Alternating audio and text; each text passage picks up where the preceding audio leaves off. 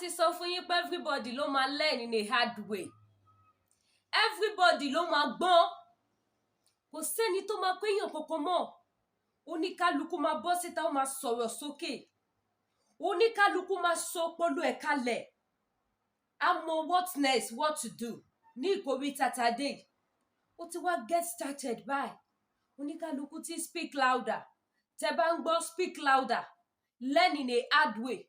Learn in a hard way. Learn in a hard way. Ọ̀rọ̀ tó wà lẹ́yìn ló ń jẹ́ bẹ́ẹ̀. Everybody have started learning in a hard way, not in a easy way. Now, my sister, I can see the way you are cancelling the youth. I can say you are cancelling everybody. You are enlightening the world to the people so that they will understand. They will know what is on ground for them. Everybody will know the generation of their problem. Ẹ̀yin ìyá mi, ẹ̀yin bàbá mi, ẹ má bínú pé wo ló bá dé. Mi ò gbóyìnbó, Yorùbá ni mí. Mo kàn ní kí sáré gbabẹ̀ yẹn wọlé ni. Ṣé rí nísìn? Àní kò sí wípé àwa ta ti pariwo máa pariwo lọ títí mọ́. Ọ̀rọ̀ ta sójó kìíní àná tí gbogbo wọn ò gbọ́. Tá a sọ wípé àwọn pásítọ̀ níṣòro yìí. Àwọn olórí Nàìjíríà dẹ̀ ti mọ̀ wípé a lot of people ti wà gullible láti pàṣẹ religion. Wọ́n wá ṣe kíni, wọ́n wá finish battle ayé wọn. Ẹlòmíì á lọ church from Monday to Friday. Ẹni kó mú 1,000 naira jáde lápò kò ní. But church yẹn kò ní fi ṣeré. Wọ́n fi ẹ̀sìn brainwash wọn. Wọ́n fi ṣe kíni, wọ́n fi gbásí fún wọn. Now ẹ bá mi gbọ́. Àwọn youth ti fárígá, àwọn youth ti speak up. Nigerian youth to speak louder. Wọ́n ti ṣe kíni yẹn, wọ́n ti ṣí. Eyes don't open. Tẹ́ bá gbọ́, shine your eyes, open your eyes. Òun lọ̀rọ̀ tó wà lẹ́yìn, no more smell. No more smell. And in 2024 say e go loud. Now everybody go chop the breakfast. When it is time, fufuro láti là, furo máa là, fura ti wá là báyìí. It is time for Nigerian youth to speak up. Ẹ bá mi gbọ́ nǹkan tí sister mi sọ. Wọ́n gbé wa débẹ̀, wọ́n ṣí wa níyè. Tẹ́ bá gbọ́ word of encouragement tó gbáski, tó mú yes. Òun lọmọbìnrin bọ́ síta ló wá sọ. Ẹ̀yin tó kù nǹkan ṣe ṣìgbéyàbọ̀ dání. Ẹ ṣì ń wò wọn, ẹ sit down there. Ojú yín ló máa ṣe, kò ní ṣẹ́yìn yín. By the time tó bá ké kẹ̀kẹ̀kẹ̀, tó bá kẹ̀ sí yín ní bọ́ọ̀dì, ẹ mọ̀ pé nǹkan burúkú ni, kì í ṣe nǹkan tó dáa. Ẹ mọ̀ wípé yẹ kẹ́ ti gbọ́ràn kí yẹ̀yìn ti ṣí, kẹ́ ti ṣe kíni, kẹ́ ti wake up. Ó yá sister mi, máa gbóhùn sókè. It gives me great joy when I communicate with wise diasporans. I mean Nigerians in diaspora. Yeah. Not those ones that are contributing billions for a church to be built in their community, in their state, in their village, when the road is like this, when their people don't have steady electricity, when their people lack all the social amenities, they are contributing billions to erect a church. When I speak with wise Nigerians in diaspora, it gives me great joy. And this video is dedicated to one of them. For those of you that are saying that religion is not your problem is your leaders. Leave religion alone. Leave the pastors alone. Leave churches alone. Let me tell you the story of Japan. You know, the capital of Japan, which is Tokyo, was named Edo. It was Edo before they changed it to Tokyo. Okay? And Tokyo is somebody's name. Let me tell you about Tokyo. When the Portuguese visited Japan, these people stayed in Japan for 15 years. And in these 15 years, they built 50,000 churches in Japan. It was when this guy took over. 50,000 he was made a shogun. He had his own army, Tokyo. He beheaded all the religious leaders. The leaders of all these churches, he beheaded all of them. Years later, his people decided that the only way that they will honor the person that did this, because his people were so wise to understand the impact that he created, to understand why he did what he did. So they honored him by changing the name of their capital, which is Edo, from Edo to Tokyo. Church is your problem. That is your biggest problem. You see the government that you're talking about, the politicians that you're talking about. Government and religion is two sides of the same coin. The God that you are closing your eyes to pray to. I need a car. I need a house. I need money. I need good road. Accident is not my portion. Untimely death is not my portion. That's your imaginary friend that you're talking to in the name of a supreme being. Is actually the government of the day. Yes, G-O-D means the government of the day. The reason you don't have a house is the government. The reason you don't have food is the government. The reason your life is so pathetic as it is the government. The reason you're so miserable is the government. And the reason all these things are happening is because of religion. The government that are dealing with you, they have created an image. They have created a character that you should keep all your blame on. The devil. Everything that this character is doing is actually done by your government. You people we don't have good road in this country. Festive period is approaching. By the time you drive for kilometers on a bad road, so many people will die. Accident is going to happen. You are not the only person that casted and binded on timely death. All the accident that happens all of them, they prayed in the morning. Some prayed even more than you. Some fasted. Some are better than you. But unfortunately, accident is going to happen because the road is bad. How often do you hear that trailer fall and people were killed in advanced countries? How often do you hear that? Because their God, which is the government, have fixed all these things for them.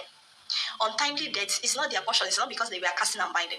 It's because the government have made it possible that they don't die untimely. Listen and pay attention. Instead of you now to blame the government that have finished you, they have created an institution, religious institution, where you go to pray to this imaginary being to give you all the things that they have refused to give you, all the things that are in their hands to give you. They have made the government of the day a supreme being who you have to cry to. I was asking my mom a question the other day. I said, me as a parent, my son will not beg me for things that I can afford unless I don't have that thing. If it's something that is good for him and I can afford it, he don't need to beg me. He don't need to cry. My son knows my mumu button. If he wants something and I say no, I will not give you, he will just bend his neck like this. I say, Mommy, biko no. Oh no. Biko. Just that biko, my heart will melt. That is my mumu button. I will give and give extra. But you have a being that's capable of providing you everything. But you have to cry. You have to fast. You have to pray endlessly. Your father have done it, died. Your grandparents did it, they died. You are doing it. The government have created this institution so that you don't hold them responsible. When something bad happens, if an accident happens on the road, instead of you to call on your government, you blame it on the character, the other character that they made. Satan. It's the work of the devil. The devil has done it. Not. They have created this institution so that you don't hold them accountable, so that you don't hold them responsible for anything. If Japan happens to be as religious as you are today, they will not have advanced the way they are today. Listen, if Tokyo did not release all the religious leaders as he did, the people that installed 50,000 churches in 15 years, open up and redirect the mind of his people to technology, to science, they will not be where they are today. This is your problem. Your problem is these two sides of the same coin, the government and religion. These people are your problem. The reason why you cannot do anything, you don't have good hospitals, is because they have created an institution where you go to pray for good health. You don't have good health by praying. The reason you don't have good road is because they have created an institution where you go to pray and cancel untimely death. The reason that women are dying in the hospital, pregnant women are dying, have created an institution where they go and shout hey, and they will be falling off. Somebody will roll his eyes like this, and people will be falling all over the ground, will be falling in the name of anointing. This is what you do in the 21st century, because the government have created the other side of the same coin, which is religion. Religion would have made your life so miserable as it is. A friend of mine said the black man is incapable of making a sentence. If you ask somebody a question, there are code, later words that they will use. If they did not use Jesus, they will use God. They will use Bible. A black man is not capable of making a sentence. That is why your government are telling you that the only way that they can fight terrorism is by prayer. That is the reason your government is telling you that the only way that you will have steady electricity is by prayer. Your government are telling you that your country is in the hands of God. It's in the hand of the imaginary being that they created for themselves. You don't hold them accountable for anything. You don't hold them responsible for all their actions. These people that you have chosen to represent your interest, you have chosen to manage your resources, they have done all the ill to you. But no, you will not talk because of religion, because they have created an institution that keep you sedated. Yes, religion is opium to the masses. Sedation is drug, a bad drug to the masses. It is religion that they use to keep you sedated. That is why all the people that have put you in the worst state, they are all religious. Mention any one of them that is not either a Christian or a Muslim. They loot in the name of their religion, in the name of the same imaginary being that you are crying to come and help you. You can never have a single advancement when you have dedicated all your life to an illusion. You don't have a car. When your mates that have never prayed in their lives for one day, their parents don't pray, they don't pray, are driving like their 10th car. When a child gets to 16 years, they will get their driver's license. They will learn how to drive. They will go to these companies, these car manufacturing companies. They will pick any car of their choice and they will be paying effortlessly for it. Carry another one. But you, all the junk, all the junk that they dispose in their country, they will bring it here. And you'll be celebrating. You'll be celebrating and they will be videoing you. You will be posting on social media and these people will be watching and be like, what kind of human beings are these ones? They will be calling you names because of the kind of shameful things that you show to them on social media. Junk, tokumbo, things that they used to melt before that our people have decided to be buying. That is what you are celebrating at your age because you have decided not to hold the right authority accountable for not giving you these things. Where in Nigeria can you boast of a 4-hour, 365 days electricity? No, you don't have a single social amenity. They have ripped your life out of you, but you cannot hold them as accountable because they have created an institution that keep you sedated. Have created characters that you will close your eyes, bow your heads, and pray to give you the things that your government have refused to give you, to give you the things that your government cannot give you. They have created a different character that you blame for not having those things instead of blaming them. You will blame for not having car. You will blame for not having social amenity. December is fast approaching. All the things that you proclaimed on 31st December 2023, you will still go back and proclaim all of them. You people don't get tired. It shall be well with you. Your untimely death is not your portion. This is your year of unmatchable grace, unsurmountable progress. All these things you proclaim. Some of the people that proclaimed this thing last December, some of them I don't buy found one before the end of this year. And this is the same thing that will continue to happen to you until you rise up, until you regain your sanity, until you stop wasting your life in these churches, in religion, in spirituality, and face your problems squarely.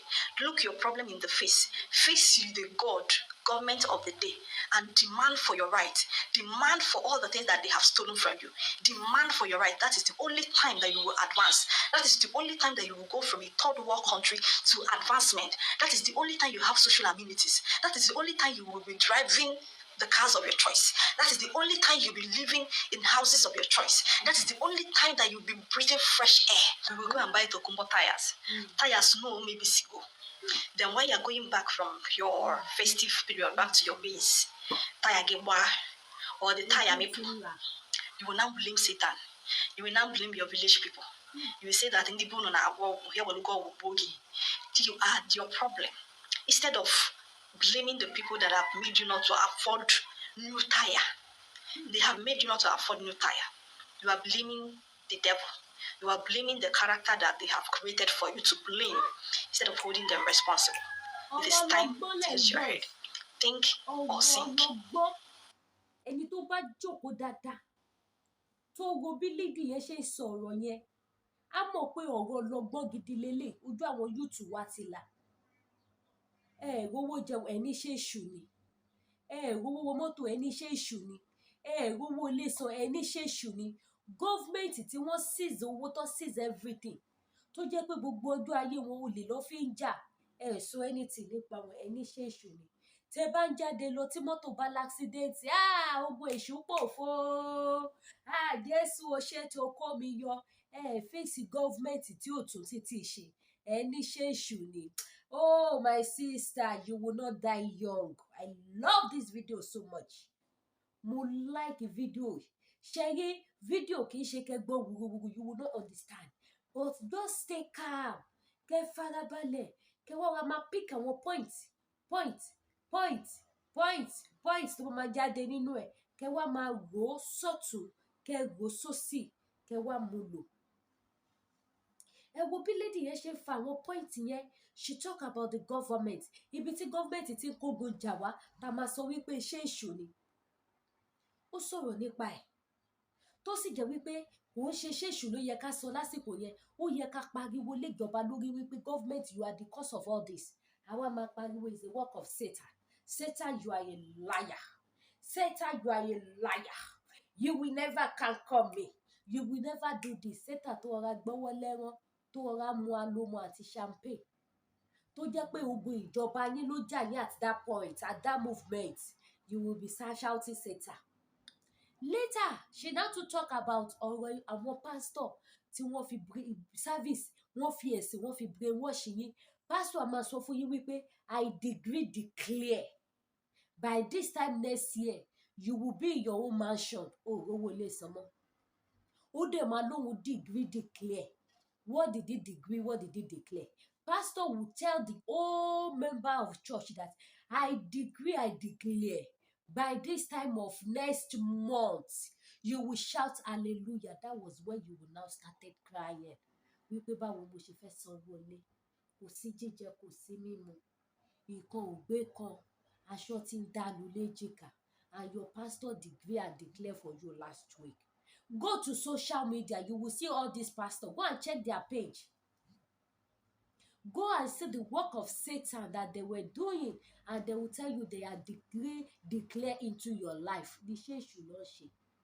You will see them posting that by this time next year, I saw 500 people receiving their visa. Ẹ jọ̀ọ́ ṣáwọn tí wọ́n ti rówó jẹun ló fẹ́ rówó ṣe pásítọ̀tì tó fẹ́ fi gba visa, àbí visa kọ̀ máa fò wá látọ̀run. Instead of you to tell the government the real truth, láti lè ṣàánú fún àwọn mẹ̀kúnnù kó ba lè rówó jẹun débi tó máa rówó fi gba pásítọ̀tì lọ ṣe visa. Tó yẹ kẹ́ jẹ́ káwọn èèyàn mọ̀ wípé you have to open your mouth and talk. You have to open your mouth and fight your battle. You have to fight the real devil that is affecting your future. Who are the real devil? They are the government. They are the politicians. The real devil, the real battle that you're supposed to face and fight is Nigerian government. Is your government. But the pastor will tell you, oh yeah, close your eyes. Shout a big name. The name that conquered the devil. Àtijọ́ tó ti ń pe the name of Jesus Christ. Ṣó conquer ogun ayé ìjọba Nigeria.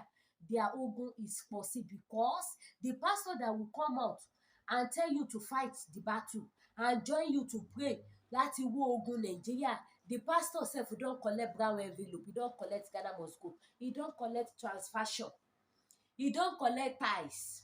Báwo làdúrà ẹ̀ ṣe fẹ́ jẹ mọ́? Lágbà tó jẹ́ wípé nínú ogun tó ń ja ẹ̀yin èèyàn tẹ́ ẹ̀ fi oúnjẹ jẹ, tẹ́ ẹ̀ oúnjẹ omínú, tẹ́ ẹ̀ ráṣọ wọ̀, tẹ́ ẹ̀ rí títí rìn, tẹ́ ẹ̀ rí iná. Inú ogun tó ń jà yín yẹn ni pásítọ̀ ti ń gba ìdá mẹ́wàá. Inú ogun yẹn ni pásítọ̀ ti ra Range Rover.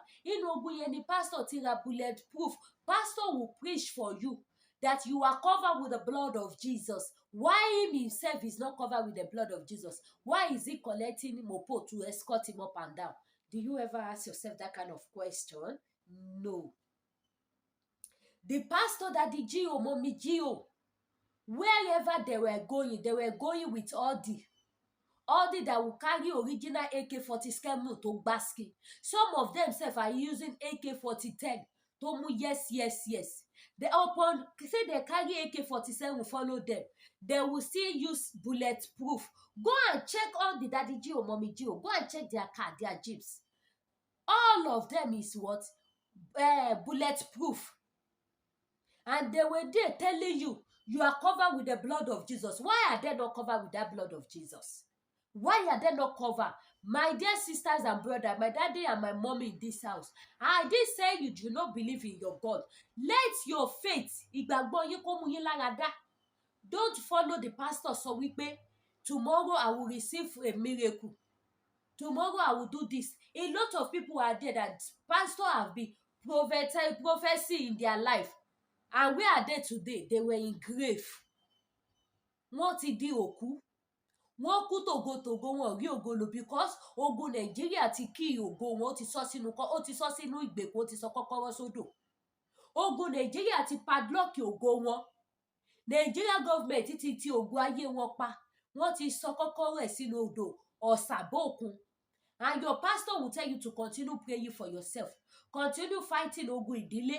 Not telling you to fight ogun Nigeria tó ń jayé ẹ. Some of people that they are in a serious bondage today. Kì í ṣe ogun ìdílé ló ń jà wọ́n, ogun pastor àti ogun Nigeria ni. So the real problem we have in Nigeria, see, our major problem in Nigeria are the pastors, Daddy G.O, Mommy G.O, and the government. Tí a bá ti lè rí ogun Daddy G.O, Mommy G.O ṣẹ́ àti ogun Nigerian government, I'm telling you people that our battle ó ti stop. No more war, no more battle for us, because they are the major problem that we have in Nigeria. They are the major problem. Àwọn gbogbo nípìnlẹ̀ ogun tó ń jà wá until we get them. Until we destroy them. That is when we will be free from their bondage. That is when you will lose your glory. That is when that prophecy that they have been declaring degree into your life, it will manifest. Without destroying all this Daddy G.O, Mommy G.O, and all this Alpha Baba Balis, and all this government, without destroying them, you can never receive your glory. All this degree and prophecy can never manifest in your life. You will keep on hearing it, keep on hearing it. They will keep on posting it. When you saw the post, you will type, Ami. Whatever some people, at that spot that they were typing them, go and check them, go and see the way they will be checking, as if the thing is working in their life now. Don't say, what is checking them is Iṣẹ́ àti òṣì ìyà Nigeria and ogun pastor. That is what is shaking them. And they will think that ìgbàgbọ́ àwọn ló ṣe àmì, ọkọ̀ àwọn làwọn fi ń ṣe àmì. Ìgbàgbọ́ láìsí iṣẹ́ òkú ni. Bible said it. Go and read your Bible. Bible sọ wípé ìgbàgbọ́ láìsí iṣẹ́ òkú ni. So don't let all these pastors continue to deceive you. Don't let them tell you, you will receive undoubtable miracle. You will receive this and that. Sit down by yourself. Think very well. And know where you are coming from, where you are going to. And destroy that, what is it called? Pasha, Balogun Pasha. Destroy it in your life by yourself. Who are the Balogun Pasha that is affecting some people in Nigeria that did not let their prayer to answer? There is the government and Daddy G.O. Daddy G.O in Nigeria now, they are Balogun Pasha. That is what they are now. Nigerian pastor. That is what they are. They are Balogun Pasha that block your prayer not to answer. Nigerian government, they are Jericho. They are Jericho Pasha that block your way, that block your future, that block all your effort, that block your prayer not to answer. That block it. And you have to destroy them before you can get your way. Which way are you going to follow to destroy them? Konikaluku, Yoruba nation, Biafra nation, Arewa. They should separate Nigeria. Once they separate Nigeria, my dear brother, sister, my mommy in the house and daddy is the house. I'm telling you that before 2 years, you will see the way your life will change. Your glory will shine. Your glory will shine. You will look at yourself as if you were just created into a new world. You will know what they call a great world. When we destroy that battle, that Balogun Pasha, that Nigeria, when we destroy it, that fire ti gbogbo, you will see how your life will tasoso. Bí ẹni tó fi irú worogo ẹ̀fọ́. You know how the odor will be smelling. Before you enter your room, you will start perceiving the odor. From second house, second building, you will be perceiving the odor of irú woro if they use it to cook ẹ̀fọ́ rírò. The whole odor, it will gba gbogbo ìlú. It will be smelling everywhere. If you see a better cook that know how to use irú woro and a lot of alubosa, fry it together before you start pouring all your ingredients, you will see the way it will smell. From 6th building, you will be hearing the odor. That is how your life will share. The whole world will perceive the blessing of God in your life. The whole world will see the good glory that was created with you. They will see it in your life. Show you bomi mu yes àbí omi bí o te mu yes yin le mo Yorùbá ni mí. Yorùbá ni mí. Ó ṣe dandan kí n ṣe Ìgbò. So, my brothers and sisters, daddy in the house, mommy in the house, let's destroy that Odi Jericho. Let's destroy that Balogun Pashia. All those pastors and politicians, let's destroy them. Let's go on our own way. Yoruba nation, no going back. No retreat. No surrender. Ama bokuro ni location 9. No matter what that the G.O mommy G.O that the this and that do, the more they cannot work without taking AK-47 following them.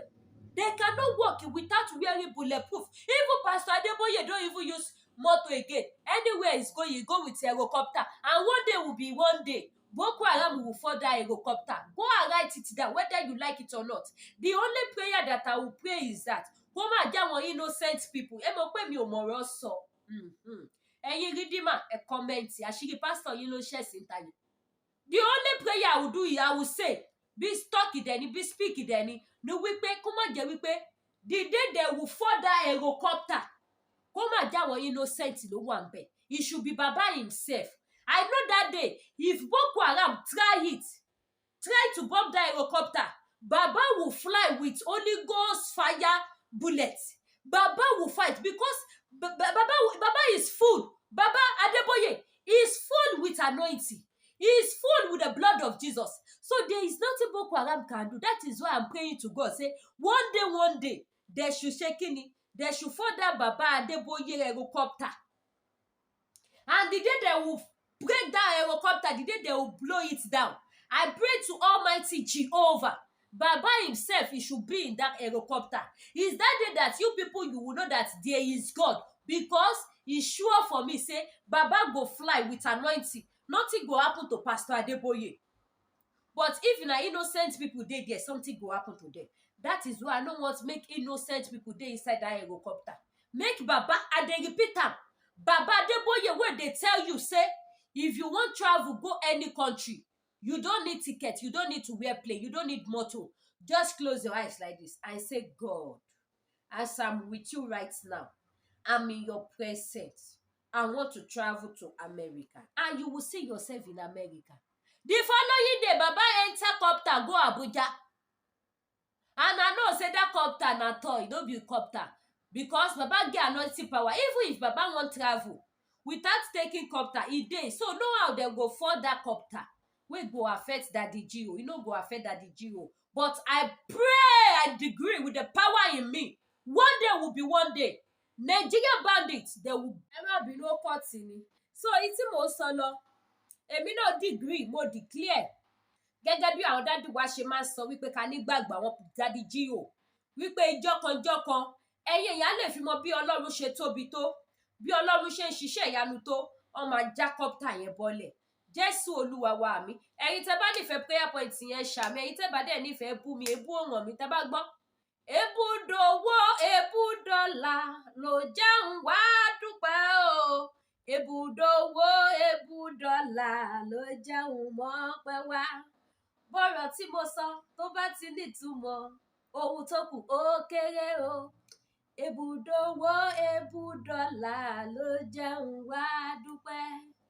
Tí n bá ti rí Yorùbá nation gbà, ọ̀rọ̀ mi ti tọ́pẹ́ o. Ebúdòwó ebúdọ́là ló jẹun wá dúpẹ́. Yorùbá nation, no going back, no retreat, no surrender. Yes, ẹ̀yin tí àwọn pé kí ni lẹ́ni kẹ́ ń lo ọmọbìnrin kan fine lẹ́nu ọjọ́ mẹ́ta, kí làṣírí ẹ̀ wá? Danari skin products. Ilé-iṣẹ́ Danari mà ní o. Àwọn lọ́ní kí n máa fojoojúmọ́ dán. Kí n máa fojoojúmọ́ yọ bí ọjọ́. Kí n máa fojoojúmọ́ dán láwọ̀. Tẹ́ bá rí bọ́dì tó gbáski. Bọ́dì tó mú yes. Òun ni àṣírí ẹwà yẹn ni ó pa o. Wọ́n ní product yẹn lóríṣiríṣi tẹ́ bá fẹ́ ni. Ṣé àwọn eléyìí tí mo gbé dání wà láì mi tí ìlú eléyìí. Èyí tẹ́ wò lọ́wọ́ mi di ó lé wọn tí mo lè sọ pé mo ń lò bẹ́ẹ̀ ni face soap yìí. Èyí tí mo ń lò gangan tí mo sì ń lò òun ni iléeṣẹ́ kan náà ló ṣe tí n bá ti lè lo eléyìí tó bá iṣẹ́ ti rí ibi tí máa switch sí nìyẹn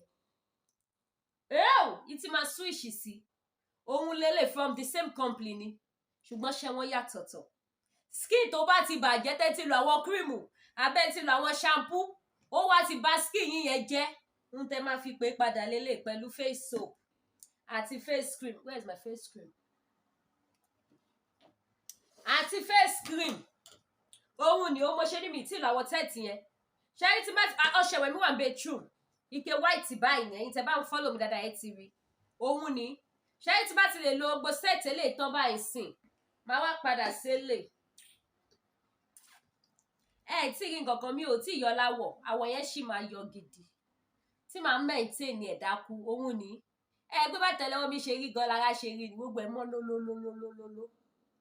Iléeṣẹ́ Danari skin care tó bá lè jẹ́ fèsì titi yín nìkan lẹ́kọ̀ọ́ need mo ṣe exercise lánàá apá ń ro mí mo lọ sí park èmi náà lọ ṣeré ọmọdé nígbà tó wú fẹ́ ṣe mí léṣe sí mo wá lọ gun ṣíjà glova lọ́mọ pé màmá tán bí ọ̀bọ apá ìwo mi òun ni face soap face cream tí ẹ bá lò bí face mi ṣe yọ ẹlẹ́ṣẹ̀ máa yọ but mo ń lo cleanser mo ti ń lo cleanser sí ṣẹ́tìrí ẹ ṣáà rí pé cleanser mi ti débi báyìí mo ti ń lo cleanser sí ọ́ìlì yìí nìkan lẹ̀rù ń bà mí àti lò káwọn èèyàn máa ní alẹ́ díkẹ́ ṣọ́ lọ́wọ́ ẹnu machine because kò sí ti bá lo ọ́ìlì yìí ẹ máa béèrè pé ṣé mo lọ́wọ́ ẹnu machine ni kódà èèyàn kan tẹ̀ já mi sọ ní kí n máa lo bóyá ẹ̀ẹ̀mejì lọ́sẹ̀ but I'm scared ẹ̀rù ń bà mí àti lò ẹ̀rù ń bà mí àti lo ọ́ìlì yìí gbogbo ẹ̀yin tẹ́ bá fẹ́ yípin abẹ́yìn tẹ́ wà bí mo ṣe wà tẹ́ bá fẹ́ yípin jù báyìí lọ ẹ pè mí kí n fún yín ní phone number iléeṣẹ́ Danari skin care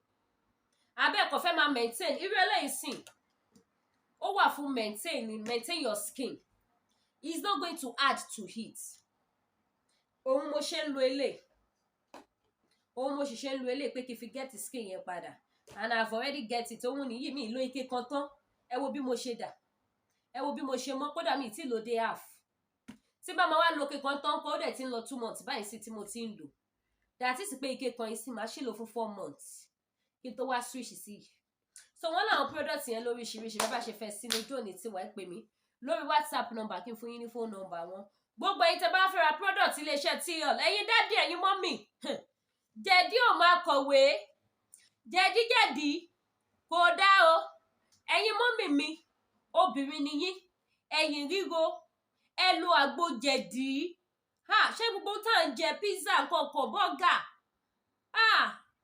jẹ̀díjẹ̀dí ni gbogbo kìíní mo fi ọ́nà Olódùmarè bẹ̀ wá ànírógun diabetes ṣé rí diabetes kì í ṣe nǹkan tó dáa kò dé ṣe àìsàn tó máa ń tètè lọ bọ̀rọ̀ kì í ṣe àìsàn tó máa ń tètè lọ bọ̀rọ̀ ẹ má jẹ́ n tàn yín kì í ṣe àìsàn tó máa ń tètè lọ bọ̀rọ̀ òun ló ṣe jẹ́ pé bẹ́tà kéèyàn tètè mójútó kó tó dodidi so gbogbo ẹ̀yin tẹ́ bá ní diabetes ẹ̀yin tẹ́ ní jẹ̀díjẹ̀dí ẹ̀yin tó yẹ pé jẹ̀díjẹ̀dí ti gba oko yín ti kú oko yín ò lè mọ́ ẹ pè mí lórí WhatsApp number mi kí n fún yín ní phone number iléeṣẹ́ TL Natural Bar kẹ́ ọ́dà fún nǹkan tẹ́ lè lò ẹ jọ̀ọ́ mo máa nídàá tí offline fóònù mi ti ń gbóná kẹ́ ọ́dà fún nǹkan tẹ́ lè lò ẹ pè mí ẹ̀yin tẹ́ bá dẹ̀ fẹ́ ṣẹ́ owó ẹ lo referral code mi òun ló wà lókè ẹ̀yin tẹ́ wà lamẹ́ríkà $20 ẹ̀yin tẹ́ wà Canada $30 bonus ẹ̀yin tẹ́ wà ní UK £10 gbogbo ẹ̀yin tẹ́ bá need àwọn product yẹn pè mí lórí WhatsApp àbẹ́ ẹ̀yin tẹ́ bá ní information tẹ́ fẹ́ fún wa ẹ pè mí ẹ̀yin tẹ́ bá need hotel tó dáa láti lọ ẹ máa lọ sí Ìbàdàn best hotel ní kẹ́ máa lọ fún omi tí gbóná kó máa lọ lánàá ẹ máa lọ sí Ìbàdàn TM Royal Hotel ẹ gọ́gù ẹ̀ very nice hotel it's just like paradise bí ìjọba ọ̀run ni hotel yẹn ó wà pa ẹni tó ní Londoner ni wọn Americana ni wọn so ìṣe tí àwọn hotel abroad rí òun làwọn náà ṣe kọ owó wò dẹ̀ gani lára security dẹ̀ wà iná 24 hours ó wọn júlẹ̀ ní alẹ́ tó nílùú àlọ́ òyìnbó lónìí so wọ́n mọ ayé ìlú òyìnbó òun náà fi gbé kalẹ̀ sí ìlú Ìbàdàn ẹ máa lọ síbẹ̀ gbogbo ẹ̀yin tẹ́ bá fẹ́ ra ẹran màálù àgbò ògúfe ẹ pè mí lórí WhatsApp kí n fún yín ní phone number ẹ̀yin tẹ́ fẹ́ ṣe ṣíṣe lẹ́yìn iléyá ẹ pè mí kí n fún yín nọ́mbà yín tẹ́lẹ̀ ẹran lọ́wọ́ ọmọ Yorùbá ẹ ra ẹran lọ́wọ́ Yorùbá ẹ má ra ẹran lọ́wọ́ Fúlàní àmọ́ orí nǹkan tí Fúlàní ti ṣe sí màálù tó ń dá wàhálà lẹ̀ sí wa lọ́rùn so ẹ wá ra ẹran lọ́dọ̀ ọmọ Yorùbá tàtà ojú òní tìyín mi ò ní wá yín tì WhatsApp number mi lẹ́wọ̀n lójú screen yẹn. Ire o.